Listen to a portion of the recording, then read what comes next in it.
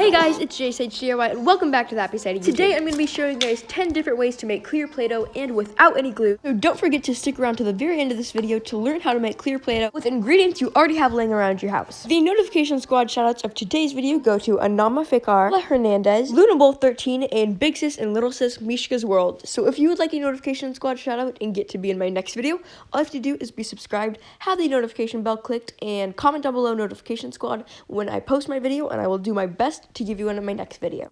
The first clear Play-Doh recipe I'm going to be testing out is clear Play-Doh made from hair gel. To make this recipe, you're going to be needing some alcohol-free hair gel. Now, it is very, very important that it is alcohol-free because if you microwave hair gel that contains alcohol, it will blow up in your microwave. But to make this recipe, you're going to be needing a spoonful of that alcohol-free hair gel, and you just want to put it in a microwave-safe bowl and spread it thinly on the bowl so that the hair gel will dry out and create clear Play-Doh. Once you have done that, all you have to do is microwave it for 30 seconds. And then we're going to let it cool off before we check to see if it actually did turn out to make clear Play-Doh.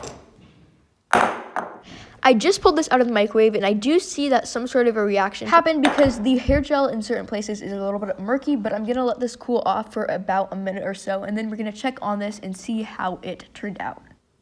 The hair gel has cooled off for about a minute, you guys, so I'm going to feel it now. I'm super excited. I don't think it has turned out, but we'll see. Okay, guys. I'm feeling it right now, and as you guys can see, it's super sticky and did not turn into clear Play-Doh, so I'm pretty sure, unfortunately, this recipe was a fail, but let's test another one and see if we have more luck with the new method to make clear Play-Doh out of Vaseline. So I'm going to be testing two ways to do this, so I got two little Vaselines. I'm not sure why, but I really think everything is so cute when it's tiny, so I got the little tiny Vaselines, but I have two containers right here, so I can test both of the recipes, and we'll see what happens. The first Vaseline clear Play-Doh we're going to be testing out is mixing Vaseline and thick clear shampoo. Once you mix those two ingredients together, it should turn into clear Play-Doh once refrigerated. So I'm going to take a good scoop of that Vaseline. Basically, when you're making clear Play-Doh, your goal is just to make the thickest slime you can possibly make and then let it dry out a little bit. For this recipe, you'll need a thick clear shampoo. I'm using the OGX one. As you guys know, this is my favorite clear shampoo to make no glue slimes with. So I just mixed some of that in, and because I added a lot of Vaseline when I mixed it, it stopped being clear.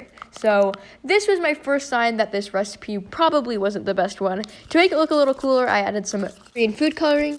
Then I had to refrigerate it because it was not really turning into slime or even anything close to a clear Play-Doh, so I refrigerated it, and this is how it turned out. As you guys can see, it formed a little bit of ice crystals, except for not enough to make it thicken up. So when I mixed it, it just started melting a little bit more and made this big gooey mess. This was a huge fail.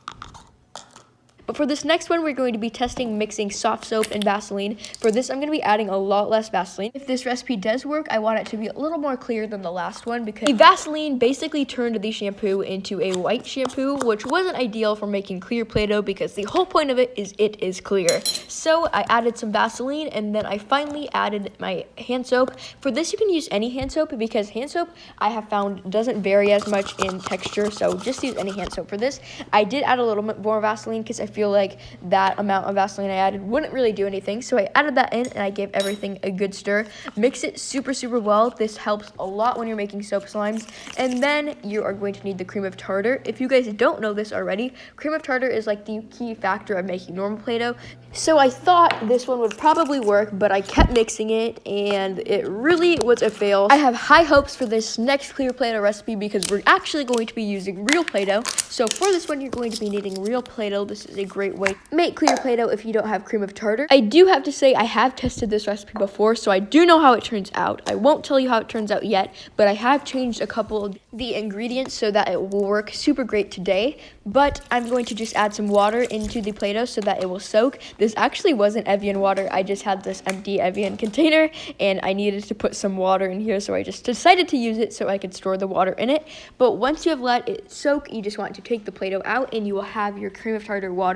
For this, you're going to be also needing some thick shampoo. You could use white shampoo for this also. I have tested it with white shampoo, but it won't give you a clear Play-Doh, so I guess that kind of defeats the purpose of making clear Play-Doh. But once you have added the shampoo in the water, I'd recommend adding actual cream of tartar in there too, just because the cream of tartar that actually comes out from the Play-Doh once it's soaked is very little, so you can get by using that if you let the Play-Doh sit for a long time and soak in the water, but I just added some more cream of tartar because I didn't let it soak for very long. But once I mixed it, it turned into kind of like a clear slime, except for it wasn't moldable yet. So I microwaved it so some of the water would evaporate out and we would end up with a clear Play-Doh, hopefully. And I will be microwaving it for 1 minute, but just check in with it to make sure that it is good. My microwave is very dirty, by the way, because I use this microwave strictly for slime. But once you have taken that out, you want to feel it. It should make a pretty good slime. Now, it is going to be kind of melty from the microwave, so just play with it until it starts drying up a little bit.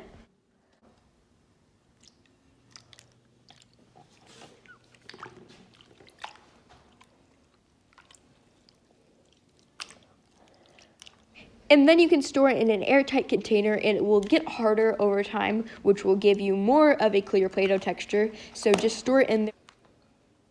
If you're wondering why this is different from slime, it is different because it is moldable, and once you mold it, it should stick and stay in that shape for a little bit longer than normal slime would.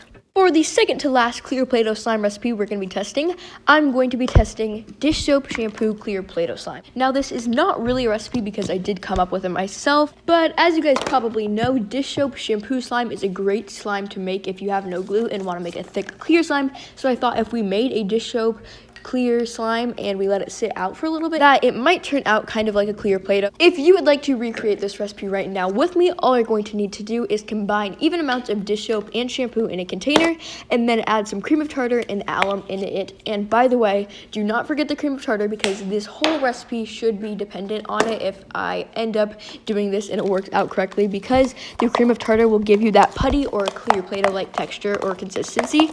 And also don't forget to mix it a lot because the cream of tartar does activate by mixing. So once you have all those ingredients in your bowl and you've mixed it all up, let it sit for a couple of hours and you should have a nice crystal clear mixture of what I thought was going to be clear Play-Doh, but once I started poking it and then took it out, I soon realized was basically just a normal no glue clear slime.